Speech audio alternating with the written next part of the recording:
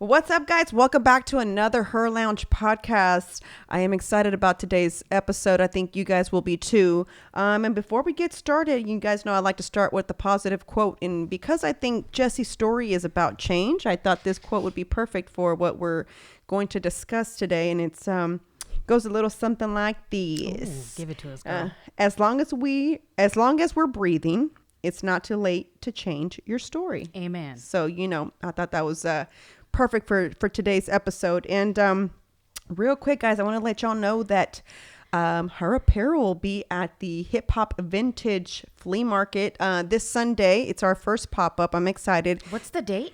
Sunday, May 2nd. May 2nd. Wow, it's already May. I know. Isn't it crazy? This month Jesus. flew. And I'll have exclusive merch. Has not been released yet on the website, so I'm excited about that. I'm excited too. Dedicated to mamas before Mother's Day, so I'm excited about that. When's Mother's Day? I don't even know. I don't know either, but I think it's coming up like into a week or two, something like that. All right. So come out. And then, guys, I get asked this question a lot on Instagram. And before I got pregnant, I was really on this CBD melatonin gummies from Shell Shock CBD.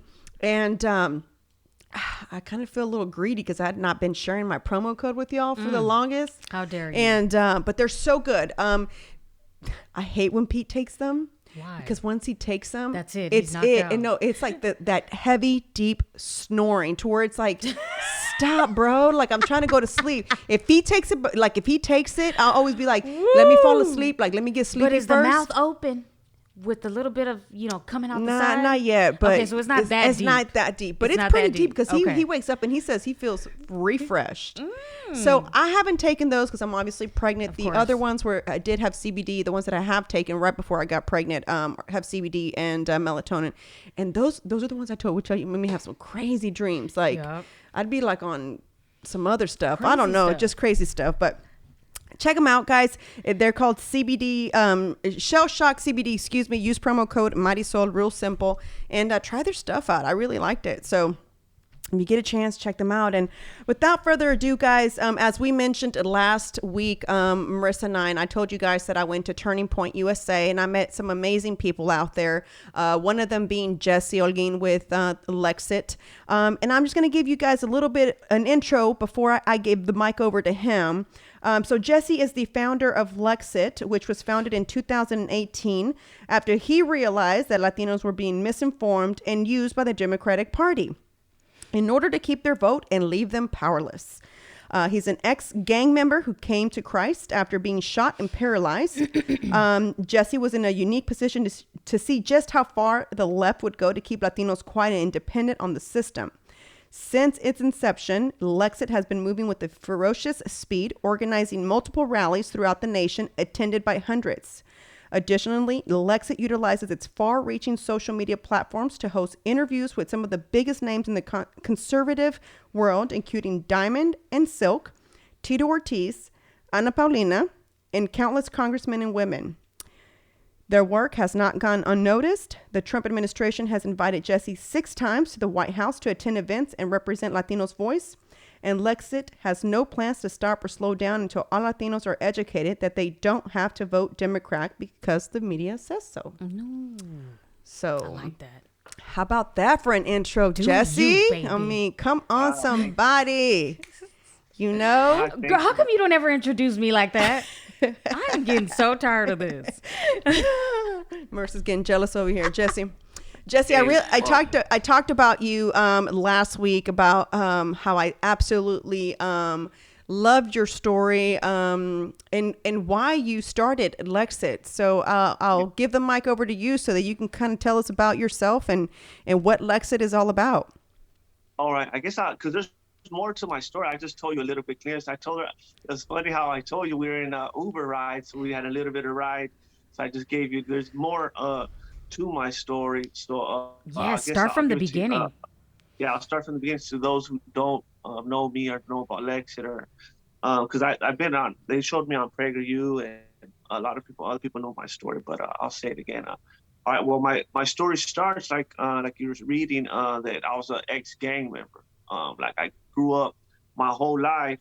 That was my goal, to be a gang member, because every single male in my family was a gang member. Like my home, like from the city where I'm from, La Puente, California. Like my family name and everything over there is notorious because we have a long line of all gang members, Wow. hardcore gang members. Like I said, every single male in my family was a gang member, so I always grew up looking up to the lifestyle. Like other kids would want to be a movie star or famous athlete or something like that. I always wanted to be in gangs and be in gangs. That was my goal. So I got into the gang very young. And like my family, like I How said, has a young? good reputation, all that stuff. So I wanted to earn my own name, my own respect, because everybody knew that's so and so's little brother or that's so and so's son or Mm-hmm. whatever. So I was trying to do my own thing. So I was doing like a lot of shootings and trying to do things like that. And I ended up getting arrested when I was 16 for 4 shootings. And that's just what they got me on. Like I Wait, had did Jesse, other I have a stuff. quick That's just what they question. were charging. I have a quick question. Yeah. For somebody who doesn't really know how gangs work, so shooting, does that move you up the ladder? Like if you do shootings, does that like bump you up? Yeah, well, I guess all neighborhoods are different, but in my neighborhood, yeah, the more work you put in, as we call it, then the more respect you got because you're like earning stripes. Like every mission you do or something, you're showing that you're.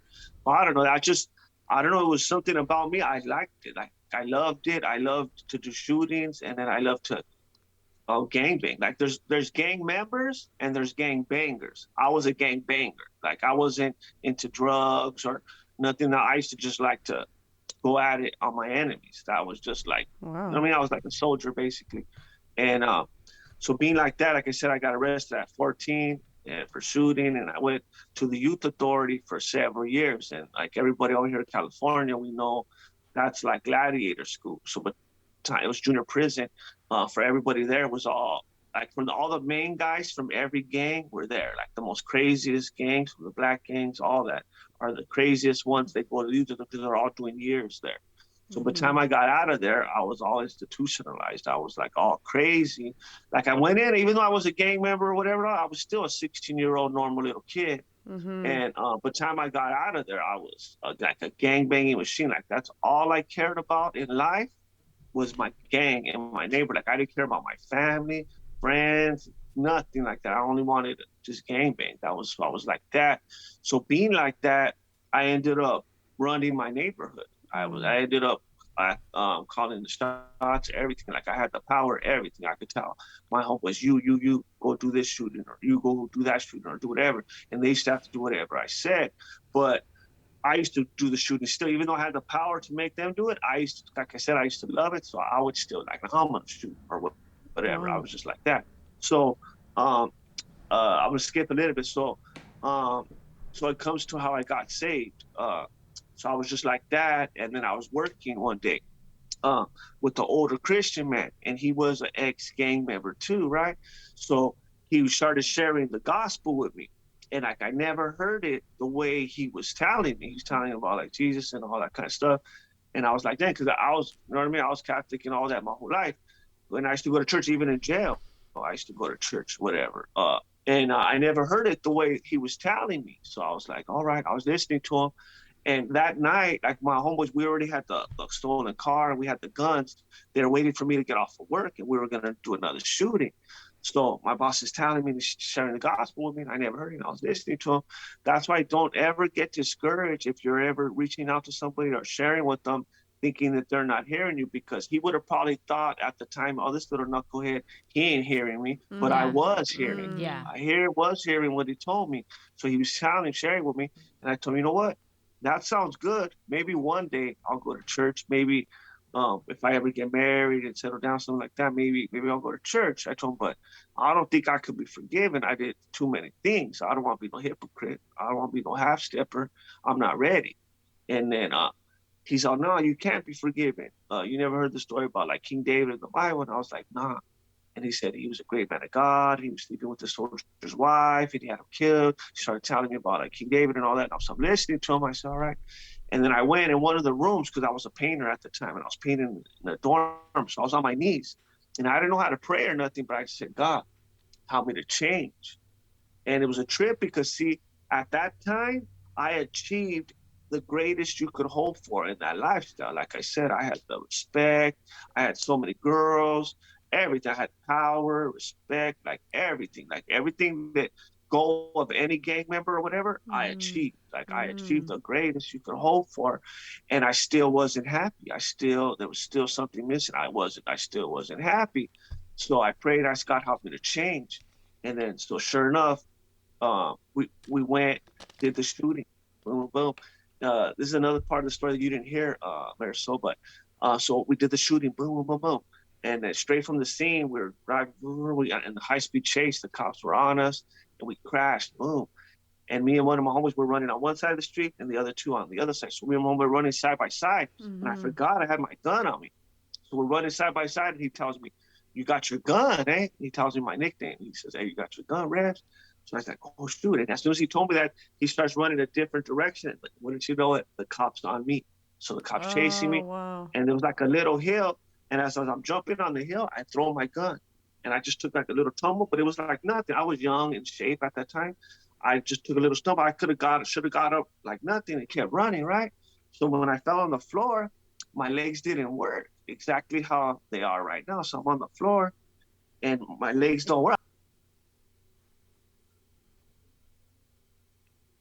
So I'm like, what the heck? And then so he came and he handcuffed me, and he gets my gun and he puts it on the cop car, and he's like, get up. And I told him, I don't know, I can't. I was like, what do you mean you can't get up? And I said, I don't know what's wrong with me, officer. My legs don't work. So then he picked me up, and as soon as he picked me up, my legs were normal. But I didn't really trip too much on it on the time because I knew I was already on parole, did a bunch of years for shooting. They caught me in the act. The only thing on my mind was like, dang, I'm through. I'm gonna get life, whatever. That's the one. So I wasn't tripping too much. Like, what the hell happened to me? That was weird. Like something was holding me down, or my legs weren't working. Like something was like weird that never happened in my life like that. I never tripped on it. So like it was God wanted me to get busted or what? I don't know what it was.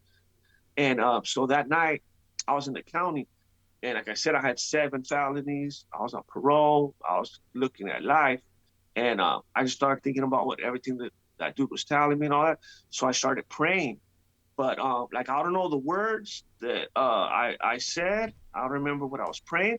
But it's true that God knows your heart because He knew my heart. Like I don't know the words, but God knew my heart was real or whatever. And I was just praying, asking all God to forgive me and all that, and Jesus to forgive me and all that. And I just told Him, if you give me one more chance, I promise I'll never touch a gun again. Because like I said, that was my thing. I love guns and I love to do shooting. So I promised God, God forgive me, I'll never touch a gun again. I promise God.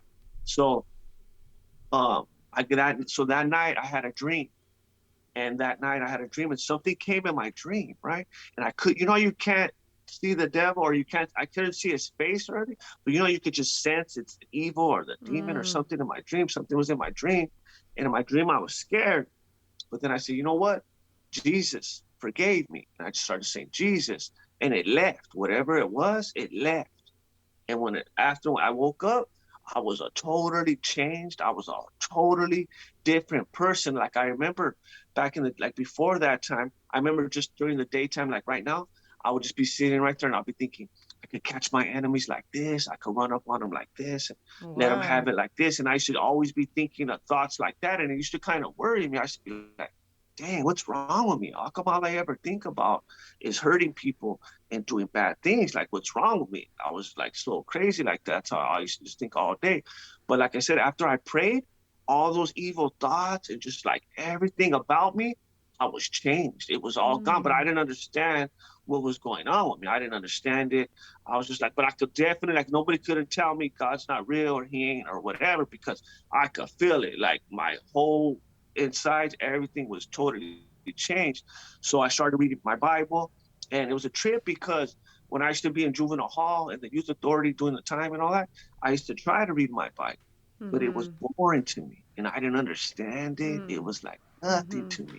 But after that night when I prayed and I got saved and all that, and then I started reading it, the Bible came alive to me. And not only did it come alive to me, I was hungry for it. So I was growing, I was reading and all that. And then I started going to Bible. There was like little Christian brothers in there having Bible studies in the county. So I would be going to Bible studies with them and like that. But like the mistake I made was I try to walk on both sides of the fence. I was still kicking it with the fellas and all of that in there, but then I would go to Bible study on the side because, like I said, I had a lot of respect and all of that. So I didn't want people to think I picked up the Bible in jail. So I was doing both.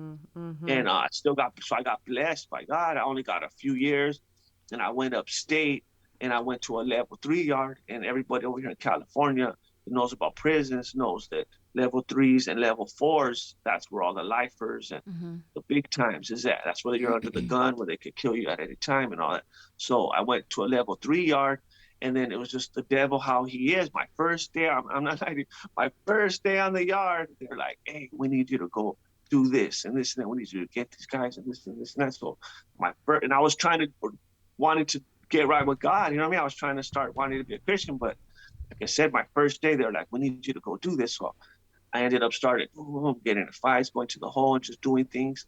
And started falling away slowly but surely. I started falling away, getting back into my old routine and like that. And started falling away. And then, so the day I got out, it was a trip though, because even like the guys used to trip on me in the pen, because even I started getting a little bit of power right there on the yard I was at, because I was doing so many things on the yard that they gave me the keys to my whole area. And I was a level 3 yard and all that. They gave me the keys to my whole entire area. So I was even getting power in the pen and all that. And the guys used to trip out on me because they'll see me on the yard and I'll be beating somebody up or something. But then they'll see me, and then they'll see me at Bible study later. They'll be like, hey, what's They're up with you, man? confused. You're over here, yeah, you're over here doing this on the yard, beating fools up and all that. And then we see you at Bible studies. What's up with that? And then I'll tell them, hey, I just choose to go to church. You know what I mean? You guys know what's up with me. I'm not scared or none of that. I just choose to go to church. And since I was doing a lot of things and all that, they never told me nothing in jail about going to church and all that, whatever. So the day I got out, all my homeboys were at my house. They had me a party. It was like all my homeboys and my family was there at my house. They're having a party, and the little homeboys were like, hey, we're so glad you're out. The hood hasn't been the same since you've been gone. Wait, Jesse, I also have a question again for you.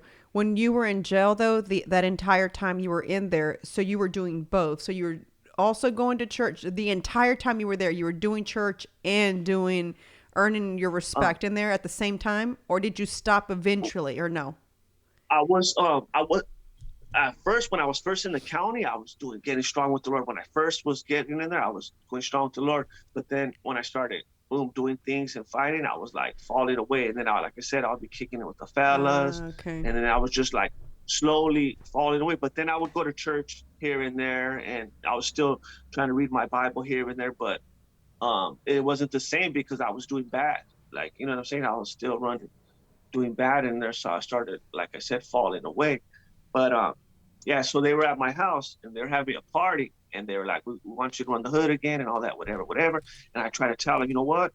That's it for me. I'm done now and all that. They were like, nah, you're not done. You're only saying that because you're fresh out.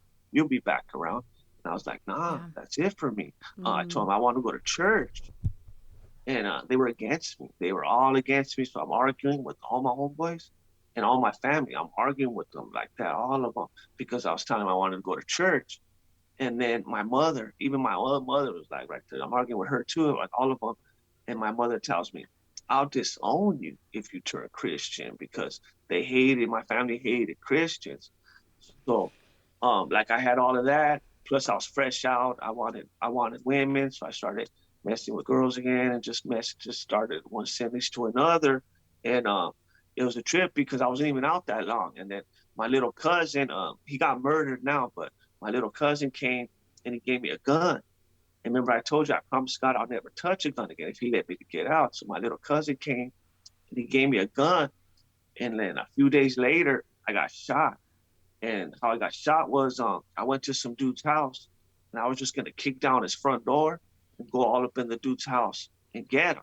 And that's just a little glimpse of how the type of a person that I used to be, to just go to somebody's house, kick down their front door, go to their house and get them. Mm-hmm. So I'm kicking down the guy's front door, and he shot me, boom, out the side window. So I got hit, and I didn't even feel it. Like I always heard stories before in jail, people said when they got status shot that they didn't feel it or nothing. Yeah. But I didn't. It felt like if somebody just came up from behind me, like punched me in the gut. I felt like ugh. And then I took like 2 steps and then I fell. And then the dude, he was shooting me some more, like boom, boom, boom, boom. He was like trying to hit me some more. So my legs didn't work. So I'm pulling myself with my arms, and the dude's shooting at me. And I look because my little cousin was with me, and he's standing on the wall, and he has a 9mm. He's only like 18 at the time, so he was young, but he was scared. He was on the wall with the 9mm. So I'm getting shot on the floor like that, shot. And I look at him, I tell him, "What are you doing?" That said, "Blast." You know what I mean? I'm right here shot, and you're right there on the wall with the gun. So I tell him, "Blast." So he starts shooting, boom, boom, boom, boom, boom, boom, boom. And my brother runs over, picks me up, and they take me to the car, and they're like, "What's wrong with you?" And I tell them, "I don't know. I think I'm shot. My legs don't work. I can't feel my legs." And then because I had no blood or nothing, so they didn't know what was wrong with me. And so they lifted up my shirt and they told me, "Yeah, you're shot." And once they told me that, man, I got scared. When they told me I was shot. And the reason I had no blood is because the bullet went through my lung and it went into my spine. So all my blood was going into my lungs, and I was choking on my own blood. Yeah. So when they told me that, I was like, "Oh man," I got scared. So first I started telling myself, "Man, hang on for the ambulance, hang on for the ambulance." So the ambulance and the cops come, boom, and they're all on me, and they start talking. The cops and the ambulance are talking. They're like, "He's not gonna make it. His only chance is to call for the chopper." So they tell me, "Hey, we're airlifting you. Just hang on," and all this and that. And they put the IV and all that. They're all on me. So I'm telling myself, "Man, hang on for the chopper, hang on for the chopper." And then it comes, boom, they put me in and we're flying, airlifting. And as we're flying, I could feel it. I could feel like righteously, like I'm dying. Like you could feel it. Like So are you losing breath? Like, how does that feel? Like, yeah, like the description, like, is I it don't know, like, it's like a top weird, yeah. Yeah, like if I was going out, like if I was gonna like fall asleep or anything at any second, like it's hard to describe, like a weird feeling. And like I was feeling it, like I don't know, like at any time, like my heart was gonna stop or what. Like I was feeling like I was gonna die. So I got scared. And the only thing I started thinking about when I was in jail, reading the Bible and Bible studies, all that kind of stuff. And then what I was just doing at that dude's house, gonna get him and all of that. So I just started calling out to Jesus. I was just like, "Jesus, I'm sorry." Like, but I wasn't praying to Lord to help me to live or whatever, because I thought I was gonna die at any second. Yeah. I was only praying because I was scared to go to hell. I don't want to go to hell. So I was just like, "Jesus, forgive me," and all that. I just started calling out to Jesus, and it was a trip because I was all scared, physically, most everything, all dying, all jacked up and scared and all that. But once I started praying to Jesus, I felt a wonderful peace came over me. Like I always say, I can't even describe to you how I felt it. I guess the best feeling you could describe is like if you get shot up with like a whole bunch of morphine or something. Like I just felt so peaceful, just like a comforted, like like so comfortable. Like I said, I was all dying, all scared on. But then once I started calling out to Jesus, I just felt so at peace and just so like I was good. And then ever since that day, the Lord just has been using my life. Like even in the hospital, like I was how I am right now. Like even when the doctors told me I was never gonna walk again and all that, I was cool. Like I am right now. Like God gave me peace for my situations, and even the doctors in the hospital were like amazed at me. They were like, "Man, we never seen a young guy like you before." Usually, when we tell them they're never gonna walk again and all that, usually we have to give them antidepressant medicines and all that. But I was cool. Like, and they're like, "Hey, can you go around the hospital and try to cheer up the other patient?" Because I was like in the wing with all the other people in wheelchairs. So I was all shot up and all that myself, but I would go around the hospital trying to cheer up the other patients. So even then, God was starting to use me. And then even when the nurses tripped out on me, one time they came in my room and it was food up with gang members in my hospital. It was food up with all over. And they wanted to go get the guy, the shot. They were like, "We're going to go get him," and all this and that. And I told them, "Nah, let him go." And they were like, "What?" And they were like, "Yeah, I'm not going to tell you anything or let the dude go." And they were like, "Nah, we're going to get him." And I said, "Nah, I forgive him." They're like, "What do you mean forgive him?" I said, "I don't understand what's going on with me or whatever, but I forgive the dude. Just let him go." And like I said, ever since then, the Lord started using me. And then I ended up starting going into juvenile halls. And I started going into prisons. And I started speaking at like car shows and at churches. I started speaking to my ex-gang member homeboys, and Lord was just using me a lot. I think then like my family, now my whole family is saved. My whole family goes to church. Like even my mom and all, they serve at their churches. Wow. God was just using me, and I ended up starting being a chaplain. I was a chaplain at the hospital, so I was going there praying with all the patients at the hospital and all that. And so I was doing that. I was a chaplain at the hospital until God called me to start LEXIT and get into all that politics stuff. And how that happened was, like I said, I was a Democrat my whole life. I was raised a Democrat. Um, and I never knew why. Like my family told me why. I said, why are we Democrats? And they said, because the Republicans are for the rich whites and the Democrats are for like the Latinos and the blacks and all that. So I said, all right, I'm a Democrat. So I was always a Democrat. But like as I was growing in my faith, learning, reading my Bible, and just growing in the Lord like that, I just seen that they were against all my godly moral values. You know what I mean? Like killing babies. And he's like, I'm against killing babies. You know what I mean? I'm against that. It's a lot of things like they're pushing men in women's restrooms and all kinds of stuff they were pushing. And I was like, as a Christian, I could no longer support this party. And then, Mm-hmm. so I was like mad at the Democrat. So as I was mad and like that, then I started doing my research, like how Brother Chingo did too. We started doing our research, started seeing like, damn, I didn't know they started this KKK and just they had Robert Byrd, KKK, in there was in their party in the Senate just a few years ago until he died, or else he would still be there. And he was like a head of the KKK, and he Mm-hmm. was just like I said, the only reason he's gone is because he died. But there's so much I started learning about Jim Crow, just a bunch of stuff about the Democrat Party, and I was like, wow. And then I seen Candace Owens came out with LEXIT for the blacks, and I was like, you know what? Because like a bunch of all the Latinos, a lot of Latinos that I knew, we were like against that. We're like, we like Trump. You know what I mean? I don't know what they're talking about. You know what I mean? We're not all like that. So we started a LEXIT, and then Mm-hmm. ever since then, like how she was reading, imagine me, ex-gang member from La Fuente, California, all that, been at the White House 6 times. Trump had me at the White House, met Trump, everything. But we just feel because we put God first above all things at LEXIT.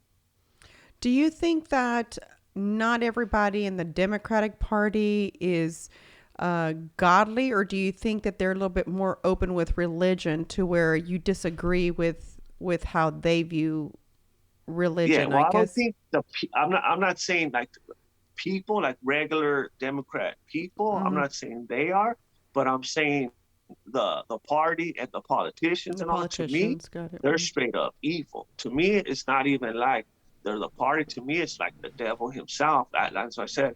I don't know how anybody can say they believe in God and support that party because they're totally against anything and everything. Like they're like, I didn't leave the Democrat Party. The Democrat Party left me.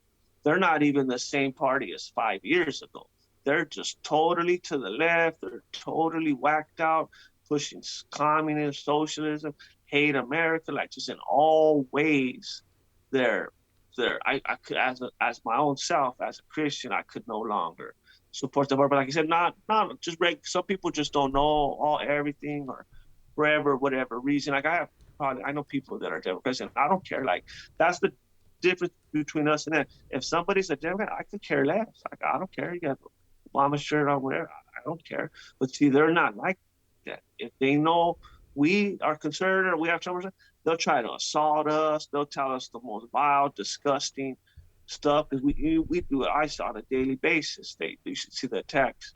They come on us, and like I said, I don't care if somebody's a Democrat, but they do. Like I said, they're just all so hateful. But yeah, I don't think the regular people are all evil, but the party and the politicians, so they're straight up. Yeah, that's why I say to me, it's no longer Republican and Democrat. It's good versus evil.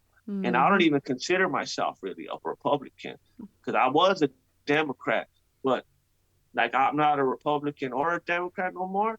I'm a Biblican. I call myself a Biblican because I wrote the Bible. Mm-hmm. Mm-hmm. Yeah, I do agree with you that Democrats and Republicans, like, I don't even consider myself that either.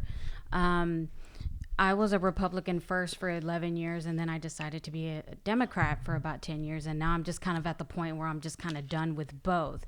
Because on the cultural issues, which is what you were talking about, like religion and men in restrooms and things like that, I think that there are two sides, but when it comes to the legislation, which is the things that the Democrats and Republicans vote on, these politicians, they're equally yoked. And all you have to do is get on Senate.gov and look at all of the legislation and all of the ways that they vote together. They're not very different when it comes to the actual legislation. And for me, I think that that's the most important. And so, yeah, okay, family, Jesus, all that all those things are great, but that is not their motivation, neither side. At the end, like I said, at the end of the day, when they vote, they are very bipartisan behind closed doors. And for me, that is what is alarming. Yeah, there's a lot of rhinos. That's why, and we call them out at LEXIT. We call out the rhinos, the ones that we don't shy away from it. That's why people like us, 'cause I'm raw. It's like how I used to be when I used to game, even at LEXIT. We'll call them out. We'll call out the rhinos if there is a lot of rhinos. I'll say like more than half of the Republicans are around. That's why. And what is I a don't really rhino? consider I'm myself. not sure what that is. What is a rhino? They call it's like a Republican in name only. They're really like the old establishment, old like the Bush type, because Bush was bad too. Yeah. He was terrible as heck. I mean, I didn't Yeah. like Bush.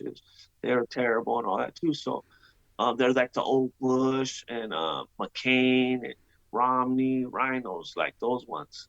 Yeah. I don't like those ones. Yeah. I know that one of the things that attracted me to what you spoke about was exactly what you said. It's like you don't like to be categorized as a Republican or a Democrat.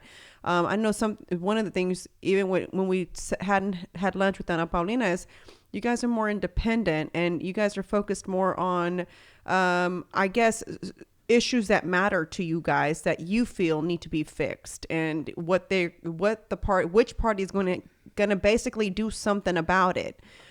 What are some of the issues that you see that are not being attacked or not being taken care of by either one?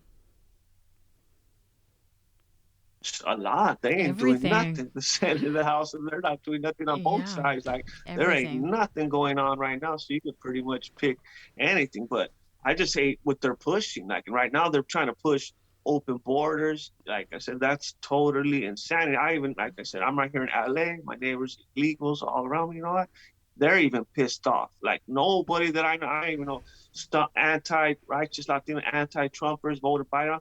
They're pissed right now. Like no one likes this open border crap. What they're doing then, and it was like shows that how they manipulate. That's how they manipulate Latinos. See, they were Trump, because of cages and all. Look at they leave out Obama's even the one that made the cages and all that. You know what I mean? And look what they're doing now. And they don't even want to go over there. And like Mariswole knows, like I said when I did my speech the other day, that remember Biden, they didn't even want to let the cameras or anything to people to be able to see what was going on over there. How shady and most scandalous, corrupt is that. He tried to say, no, nobody could see, or no cameras or no interviews or anything. And then Project Veritas exposed, they showed what was actually going on. And they were just imagine if that was Trump. Trump was you guys, nobody could see what we're doing behind. And then they found out that they're doing all that. It would have been like all hell broke loose. It would be all over the wall-to-wall coverage, Trump, this and that. But see, that's like the main thing that we're battling right now is the fake media. Yeah. The fake media is truly the enemies of America. They're not even the Democrat Party. That's it. Like totally biased and fake. So that's like another main thing that we do at LEXIT. And even like when somebody asked me a while back, they were like, how come so many Latinos are for Democrats and all that? And I said, because you know why? It's because the Spanish channels could be as bad as fake news CNN. Imagine if all we had was CNN. a lot of our outlooks would be a lot different if all we were watching was CNN all the time. So all the ones that are speaking Spanish are watching the Spanish channel. They're getting 24 hours propaganda from the left and all that fake news. They're just getting fake. So that's why so many Latinos are being manipulated. So that's why us, even now Chingo's starting it too, but we're showing real stuff, real facts, stuff that the fake media should be reporting and all that they ain't. And then even that, not only, so now that we're battling, that's why I said it's a battle of good. There's like more, to me, like biblically, what's going on is even more bigger than the Democrats. If you know about the Bible and the New World Order and all that, it's bigger than. There's like a big agenda, like even big tech. They're all against us. We're posting real stuff. They'll hit us. They're just totally all biased. Like if you're right and everything is legit and all that, why do you need to be cheating and all that? Why do you need to be shutting us up? Like I said, I don't care. I don't even look on left-wing sites. Whatever they post, whatever.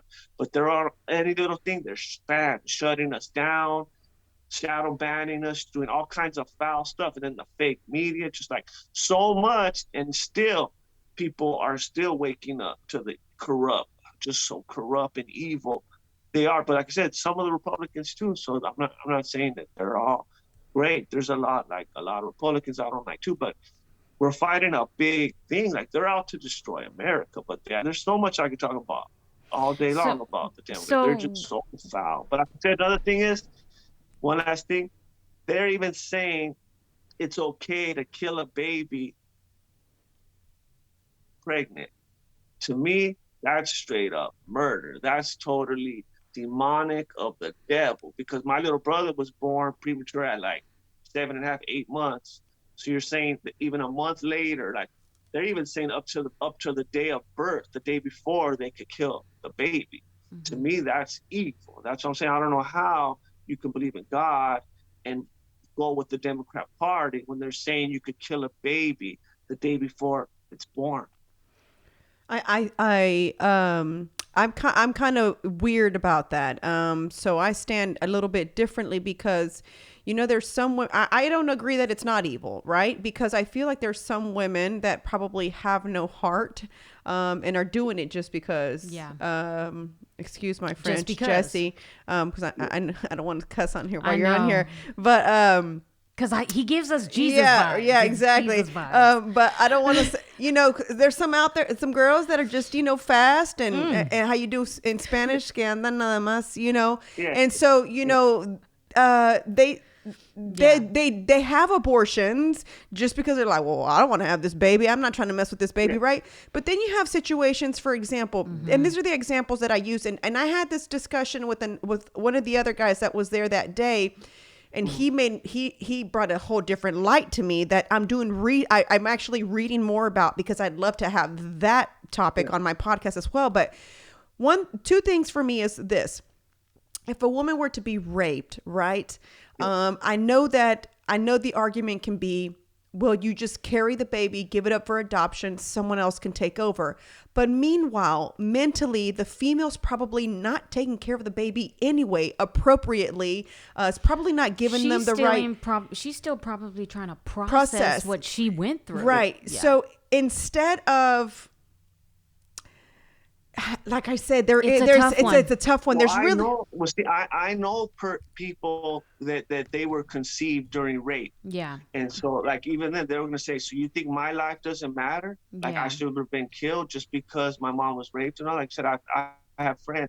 I know people that were conceived during rape. And so that you're just saying that they had no life, that their life doesn't matter because they got raped. But like I said, some of them might be like that. But then once the baby's born right there in her eyes, she might love the child. Like, and I don't disagree with you, because that's a very good point. And then you have other kids. Just give it up for adoption. She could just give it up for adoption. But I just say that like I said, but everybody's different. That's that's the thing is, like, I don't think any of us are wrong in this. I mean, I think it's a personal choice. But I know where you're coming from, because I mean, when I found out, I spoke to another congresswoman who's running in here in South Texas, I didn't know that you could, I honestly had no idea you could go. And again, we're not talking about women that find out that there may be some kind of maybe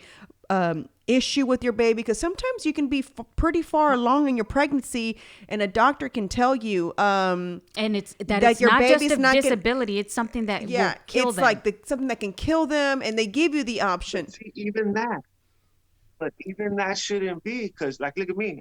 Let's say your baby's gonna be paralyzed or whatever, so you should be able to kill it. Like my little brother-in-law and my brother's son, they're both have Down syndrome and bad and all that, whatever. So they should have been killed because of that. Like all those excuses that they make, to me, none of them are justified. Like even with the rate, that's only like less than 1% of the percentage. Like it's less than 1%.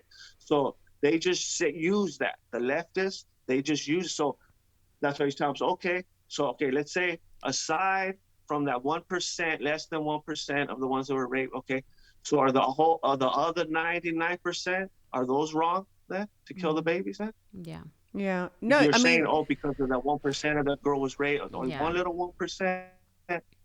Yeah, and you know what? And I definitely see. Wrong? And I see where you're coming from, and I see where Marisol's coming from, and neither one of you guys are wrong. You know, you just have to agree to disagree. Because I feel a certain way about it, but here's what made me even realize even further, right? So I didn't know that you could actually terminate your baby up until 9 months. I had zero idea that was even legal. I really thought there was a stopping point in New York. I know, that's what I found out being out there. I had no idea. And I had no idea that a lot of times when the babies are aborted, they're used for testing, flavoring in items. I know that Pepsi had this issue. And so I know that Pepsi took those products off the market once they made a big deal about them using the fetus of a baby in their products. I don't know enough about it to really get into it, but that's what I'm doing research on so that I can have that topic on here, because that point of view had never been kind of, I never even thought about that. I had no idea that that you can sell the fetus for experiments and for, flavoring. Like I had zero idea. So that gave me a different perspective also about abortions, because as a female and as a female who stands independent, because I don't like to feel like I'm either one, right? Yeah. I feel like I want to just call myself a free thinker, and I think for myself, and I make decisions based on the same way like you, Jesse, what you believe in and what your life experience is. In your case also, it's a very biblical thing. And I grew up Pentecostal. So a lot of my views growing up were a certain way, right? But then as my parents no longer were an influence as far as church is concerned, now they allowed me to make my own decisions as an adult. As a woman, you start to experience and see different things. So you feel differently about things that were taught to you at church, where you feel kind of like, I don't know if it's a rebellious thing. I don't really know what you want to call it. But I feel like there's just certain things that as a woman, I should still have that choice. You know what I'm saying? Yeah. It's like, I know that deep down, I really don't even know how I feel anymore, because that weekend that we were out there, I saw so many different perspectives that honestly never crossed my mind, because for me, my mentality was always like, but there's certain circumstances that, you know what I'm saying, that could cause a female to have to abort a baby. You know what I'm saying? And then so many other things were brought to life. Like you said, is it, so you're saying that because you were raped, that life doesn't matter anymore? Yeah. You're absolutely correct. Like, okay, I didn't think about that either. I'm thinking more about the mom. I'm thinking more about the female, because I'm a female. Does that make sense? But I'm also a mom. So that's how they do it. And that's how the enemy, he does it like that. But it's not a choice. It's a life. It's not a choice. You know what I mean? Even the woman has a choice before she even goes in the bedroom. That's when she has her choice. And all that, but see, that's why if you kill a pregnant woman, it's double murder, right? Because that's another life. You know what I'm saying? Mm-hmm. That's not. You know what I'm saying? If it was it was her choice, then she would die during the abortion. But it's not. It's the baby's life. Mm-hmm. It's their separate life. Like my wife, like my mom, say she aborted me, she would have killed me or what? You know what I'm saying? But like I said, well, it's everybody's whatever. But mine's just because God says it. You know Yeah. what I Yeah. mean? So that's Mm-hmm. for me. Like I don't care if Trump called me right now. I don't care who and said, hey, this and this and that.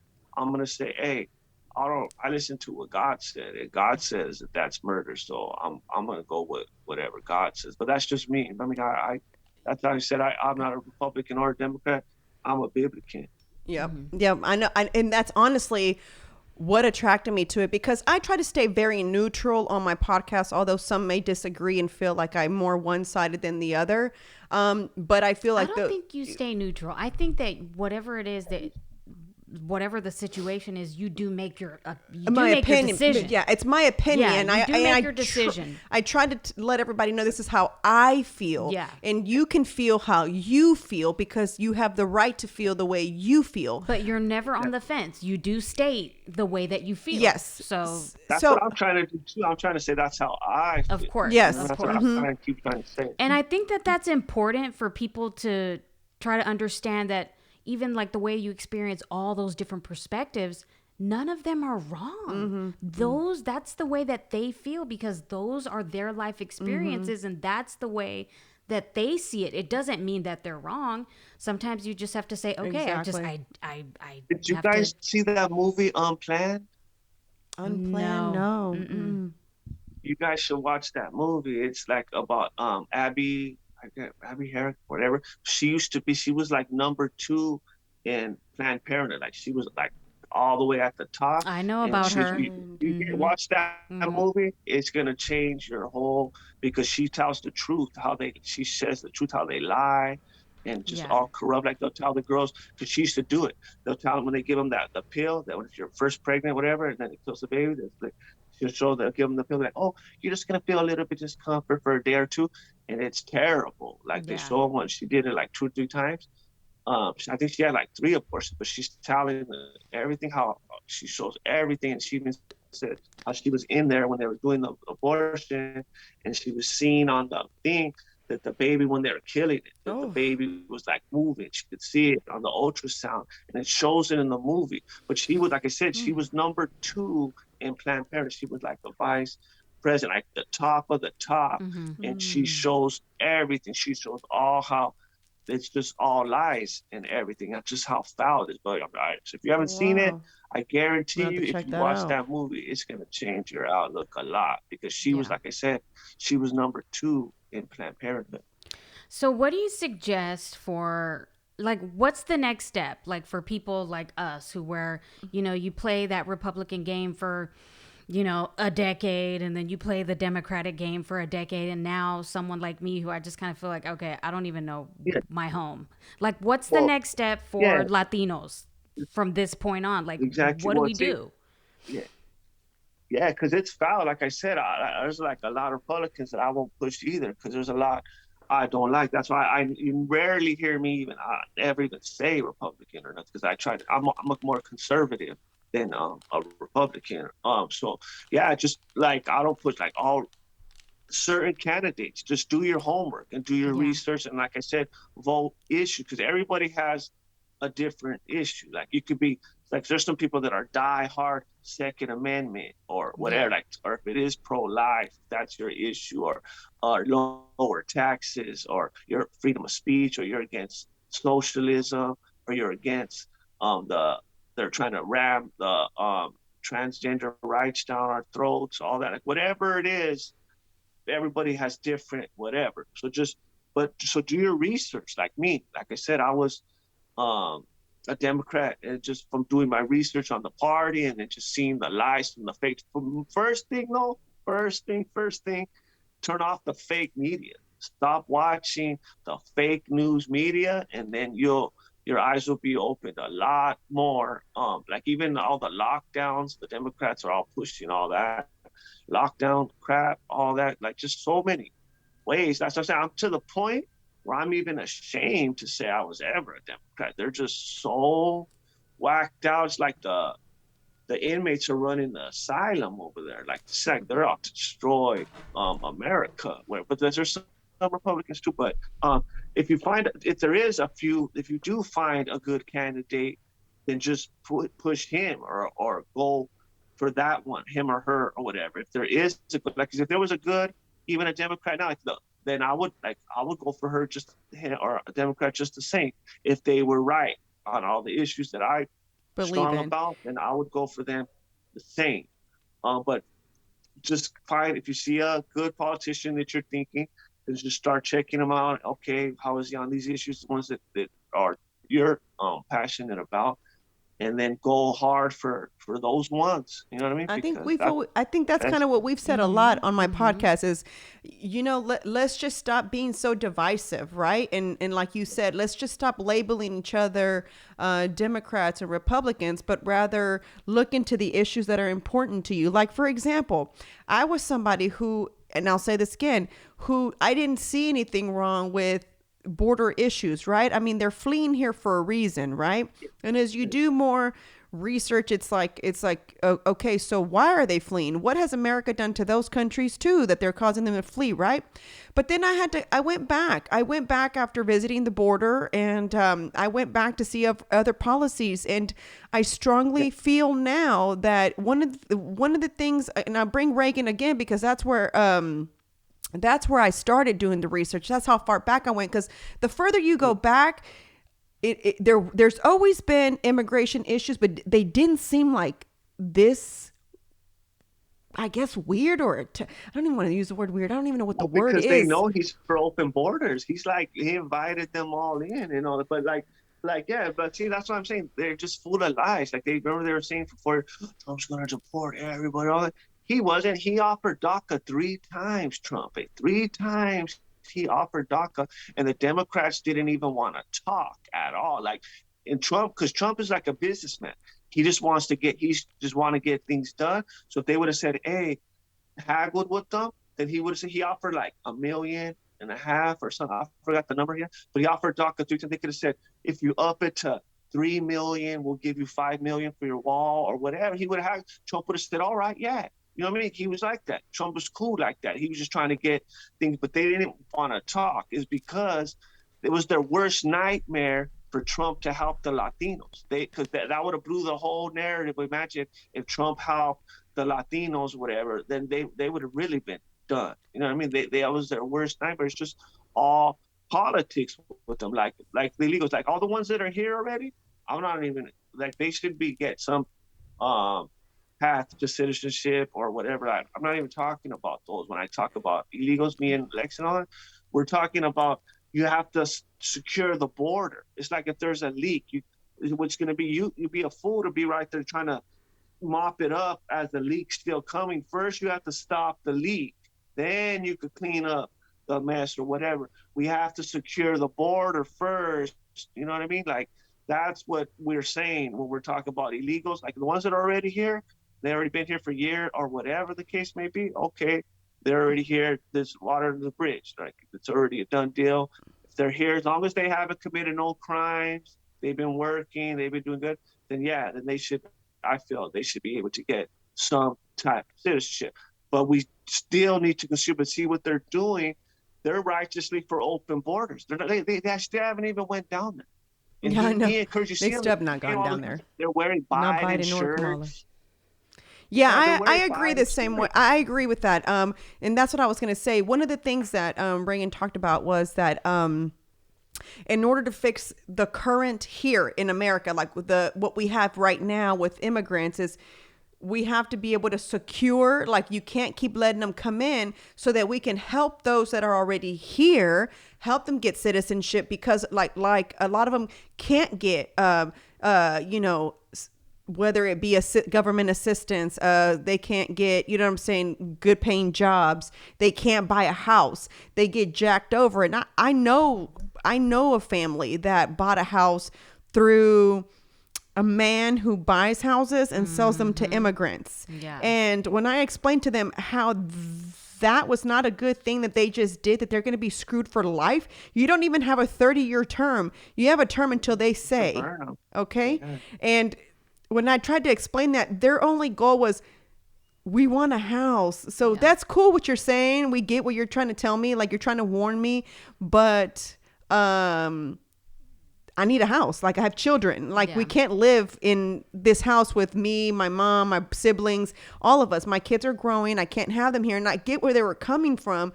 Meanwhile, it makes me so mad that somebody would take advantage of them like that, right? Yeah. Because it's not fair to them. They're here trying to work. When you have to fly under the radar, you are vulnerable to a lot of things. And that's where it's not fair. And that's why we have to, like you said, Jesse, like there has to be, we have to work on here right now, what's happening right now with our issues, like DACA. A lot of people, I just saw a story here in Houston of a young couple. That girl from A&M? Yes. Mm-hmm. You know what I'm saying? And why? They're DACA recipients, like Kamala. But did you see the comments? I know. They were horrible. They haven't even worked on DACA, but yet they're letting all these other ones come in. Exactly. Like, what do you do? Why don't you fix DACA, or like I said, but Trump was even trying. And they've already deported people who were on DACA. They already did. And that's where I think it's not fair, because you have so many people who have never even lived in Mexico, have no idea, were brought here as babies, have zero clue. I mean, my husband has a joke about it, right? Because when he went to go do comedy in Mexico, legit, we did a comedy show. He didn't understand why people weren't laughing. And it's because they were deported. Wow. And it's like, oh, wait, that's funny, but we don't get it. And we don't get your joke in Spanish because we don't really speak Spanish like that. We speak English. We got deported. You know what I'm saying? And those are the kind of issues that I'm concerned with. Yeah. And those are the things that I care about, because I feel like we have to find a solution. The solution is not to open the borders. I'm sorry, it's not. Mm-hmm. And then the solution is not to send your kid over here and, you know what I'm saying? Let me see how... I just can't get it. As a mom, I can't send my child here and let them risk being trafficked, suffering, maybe hunger, thirst and all that. And I get it. As a parent, you think to yourself, the country that I'm in right now is shitty. I'm just giving an example, like anybody who's in Honduras, El Salvador, anybody. I tried to, and I get it. But the thought, I close my eyes and I picture my little girl walking, and just scared for her life. I can't do that.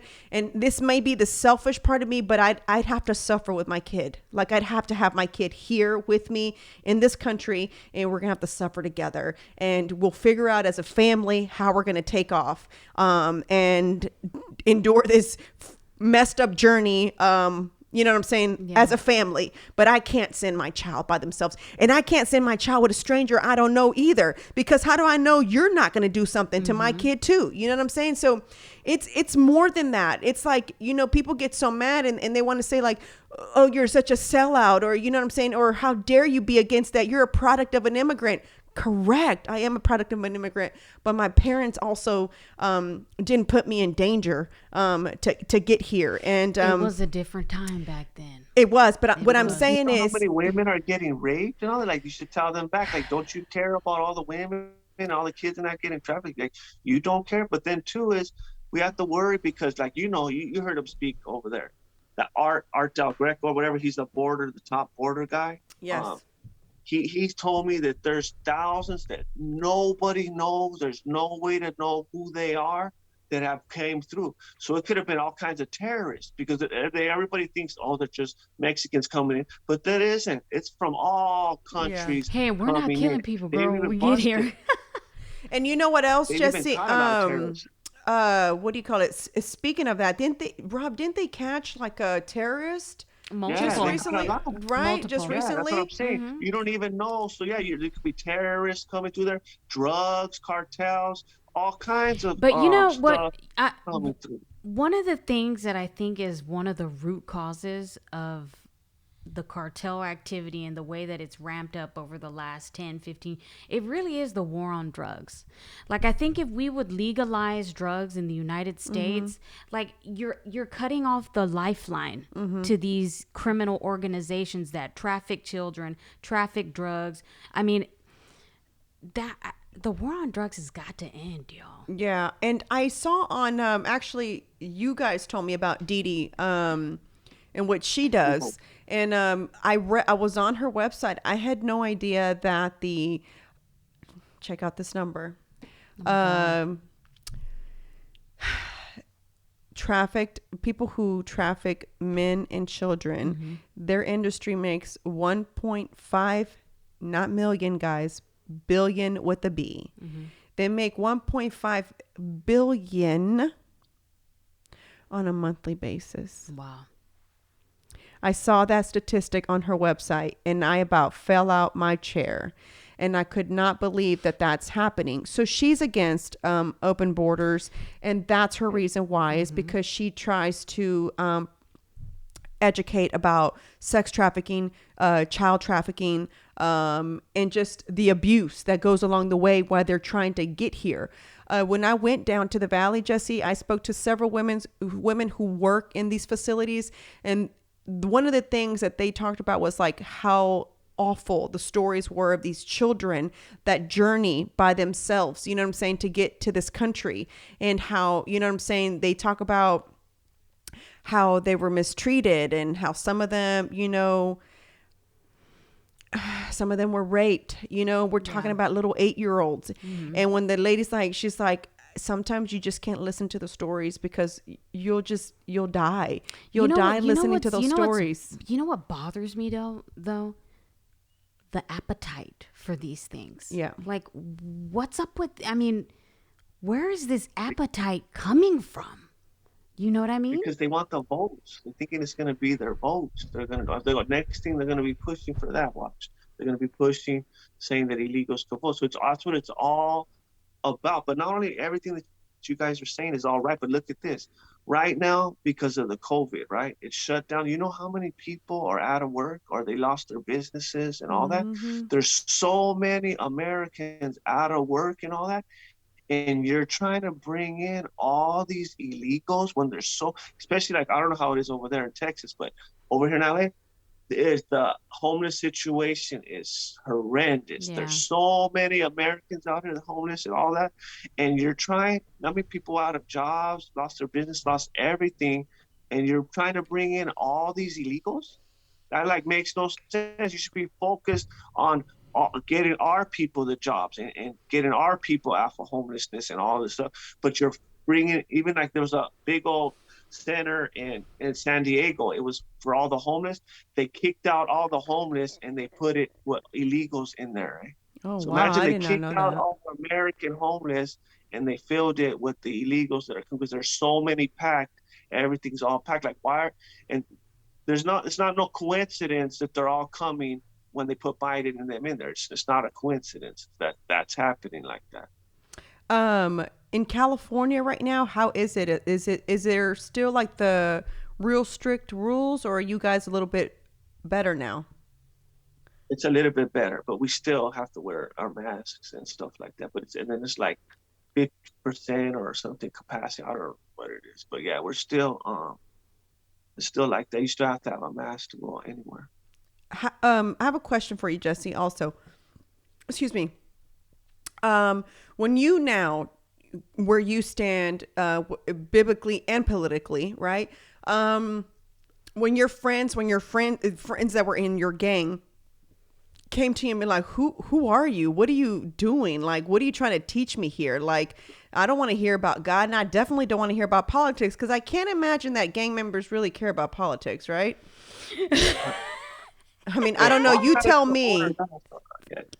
Huh? Well, at the beginning, see, God first as the gospel part of it, God used that. See, because I had so much respect and love or whatever you want to call it from my old homeboys. Like even a lot of them, like you guys see them, you guys would be like, dang, like straight tatted up, straight out of Folsom, being big old fool. You guys would think, dang, crazy fool. But to me, they love me and they respect me. And like I'll share the gospel with them, and they'll be like, you know what, Red?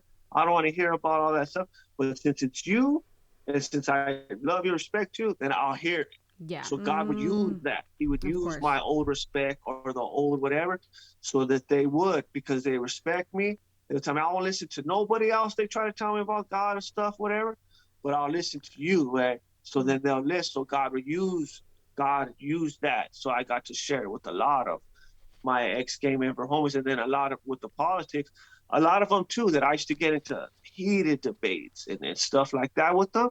But now mostly all of them, they all jumped on the Trump train, or they're all Lexit now. Like before, when I started doing that first, because most of them are just informed, or most people, most even Latinos are conservative. They just don't know it. When you start telling them, hey, like, are you for this? Yeah. You for this? Yeah. You for this? I'm like, so everything.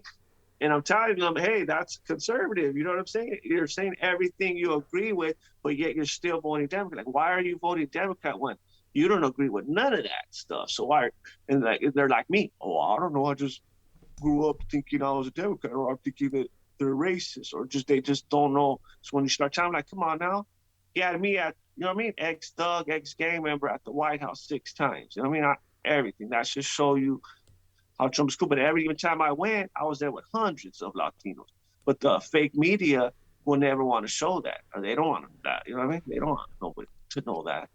How did your parents now, when you tried to tell them, when you started Lexit, what did your parents, they're like, whoa, wait, okay, fine, we'll go ahead and take you going to church, but what's with this Lexit movement? Were they kind of like weirded out by it? Nah, they're cool because they were already Christians, and like most Christians support, you know what I mean, support Trump. That was like his biggest base. It's like Christians, a lot of so they, like, you know what I mean, most Christians are pro-life and other things. So um they were just tripping out. They're more that they're just tripping out on the glory of God, like just seeing, like, that's, like I was saying, with God all things are possible. Because imagine me, like I said, ex-prison, ex-thug, all that, to be at the White House. That just shows God. That's I said, I feel like I was Joseph in the Bible. I went from the jail cell to knowing, like, wow, God is good. I mean, it's only through God that could happen. Um, oh, Hello? You there? yeah, I think that's my internet that's acting up. Is that ours, Rob? I mean, probably. Yeah. Um, one of the things that I know at my church, I attend Second Baptist, and although the pastor was not a big Trump fan, he was more, I guess, he does side more conservative is what he says, but he doesn't, he was not really a fan of Trump, and he'll tell you straight up he wasn't a fan of Trump. But he will point out the good things that he did do, and then he's quick to point out the crappy things that he also did. So I don't know very many churches that actually ever got political, because I think so many churches are afraid to push people away if they speak politics. Because I think that there are some Democrats that also attend a Baptist church or a Methodist church or any religion. It's just a political label, but you still have your values. Exactly. You And know? so I think that a lot of churches stayed away from it. And I remember going to church one day, and it was, I forgot what he was talking about, but before that, during the pandemic, they just went really public, and it was like the cultural war. And then it was like how to vote for a president. They even had a topic about that. And it was trippy to me. Because you had never seen a church do that. And it was really, because I don't even think the church that I grew up in even touches on that. I think they're still going about their day. Well, that's the problem. See, they should be doing that, because we should be voting on it. See, we should be voting on the Bible. That should be the number one thing to us, because if you trust God and you obey Him, whatever, you'll be all right. Anything that you do or whatever, you'll be all right if you align with God. But see, the left, they don't. That's why the reason how they did it was they try to say separation of church and state. That's what they don't want you to talk about religion. The left, the Democrats, they don't want no religion, because they know everything on their side is against religion, against. Yeah, like taking out the one nation under God thing, I am totally against. Like, I don't understand But why there's a problem. I don't know. I kind of feel like church and politics are like oil and water. Like, is politics really based on Christ? I don't think so. Because God said, but if you read the Bible, but God said, "Thou shalt not kill." He didn't say, "Thou shalt not kill," unless it's Bush or unless it's Obama or unless it's Trump. He didn't say that. So if we want to say, "Oh, Christianity," then we really need to follow it 100%. And we've never done that. well, you mean politicians don't, but people like church, people who are politicians. That's what I'm saying. I'm talking about politicians in our government. I don't think any politician, unless you're really involved, unless like you're if you really want to in say faith. that this is, politics is based on one party is Christianity and the other party isn't. No, it's not. They vote the same every time. Anytime that we've gone to war, they voted bipartisanly. Anytime that there's the 1994 crime bill, yes, that was under a Democratic president, but it was like 47 to 50 something. Like they're always bipartisan. And so how do you want to say that one party is more Christian than the other when what they're doing has nothing to do with Jesus? Well, but I don't. See, what you just said right now, those instances were a long time ago. Now they're totally opposite. They're the left and right. They're totally more than I've ever seen it in my lifetime. They don't go along with anything, especially against Trump. They're against everything like the left. They're well, I mean, if anybody's like curious, no they more. could go to Senate.gov and look at all of the legislation, even the stimulus bills that were just passed, and they can see how Republicans and Democrats are still voting the same. Mm-hmm. Well, those are good. Like issues like that, then they should be bipartisan. Things like that are not biblically. Like, of course, everybody should be for the stimulus and like that kind of stuff. Yeah, of course. Well, I what I was getting at was that my church focused on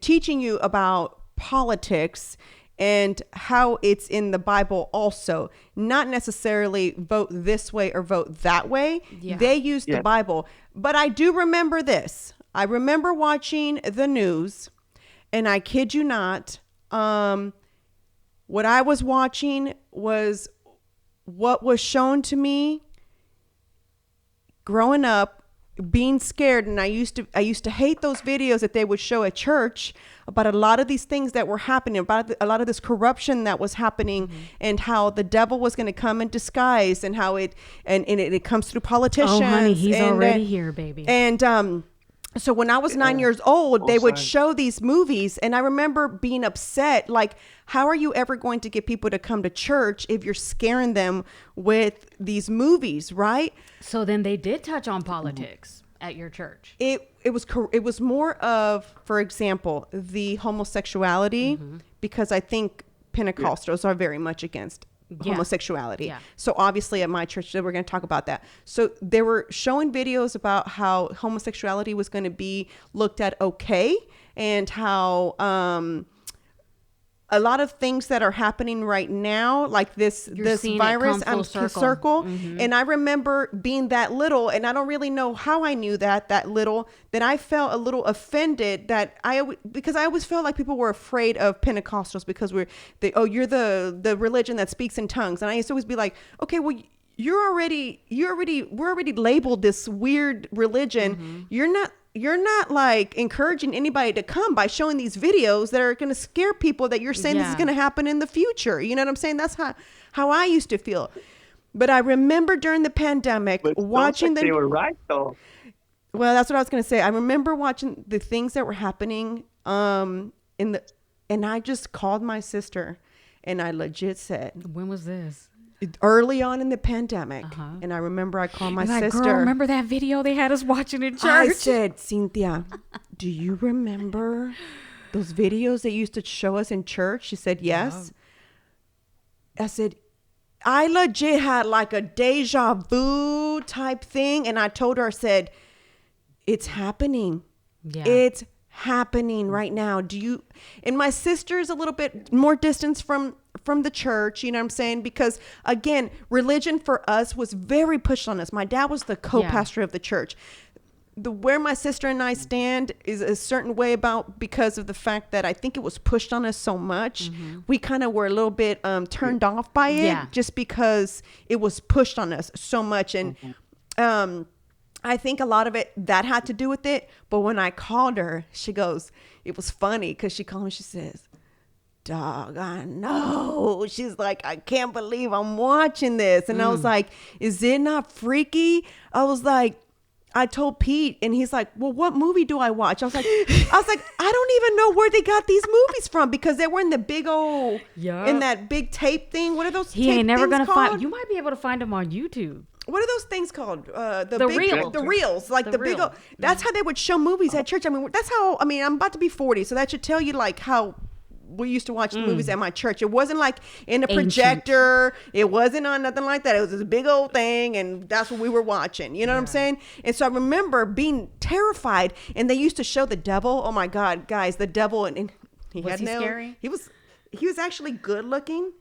They put a good looking guy because I guess they were trying to. Because the devil always finds a way to bring you in. Yeah, girl. and You so gotta they- be attractive. So I think that's why they painted him beautiful. You know what I'm saying? He was attractive in the Yeah. videos. You know what I'm saying? And so, but a lot of the stuff that if I close my eyes and I see what he's doing in there, he's like sneaky, telling you it's okay to do certain things. And I, like I said, now as an adult, I understand it, right? And I can't believe that the religion that you know what I'm saying, this whole thing that I've always thought was like, stop with stop with your propaganda. You know what I'm saying? Like, stop with pushing your thing.